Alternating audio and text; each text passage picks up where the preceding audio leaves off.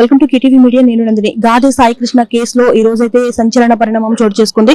అయితే ఈ కేసుకి సంబంధించి నాగరాజ్ తో పాటు ఇంకా ఎంతమంది అయితే పోలీస్ ఆఫీసర్స్ ఉన్నారో వారిలో ఒక ఇద్దరు అంటే హెడ్ కానిస్టేబుల్స్ ఇద్దరు అశోక్ అలాగే నాని ఇద్దరు కూడా సూర్యారావుపేట పోలీస్ స్టేషన్ కి వచ్చి స్వతహాగా లొంగిపోవడం అయితే జరిగింది.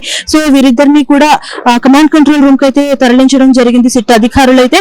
సో వీరిద్దరికి నిర్వహించే విచారణలో ఇంకా ఎటువంటి నిజాలు బయటపడతాయి, అలాగే ఇంకా ఎంతమంది కేసులు ఇన్వాల్వ్ అయి ఉన్నారు, ఎవరెవరి పేర్లు బయటికి రాబోతున్నాయి, ఎంత పెద్ద వాళ్ళ పేర్లు బయటికి రాబోతున్నాయి అనేది ఇంకా తెలియాల్సి ఉంది. అయితే ఈ కేసుకు సంబంధించి అసలు ఇంకా ముందు ఇంకేం జరగబోతుంది అనేది కూడా ఇంకా చాలా అంటే చాలా కన్ఫ్యూజన్ లో పడిపోయారు ప్రతి ఒక్కరు కూడా.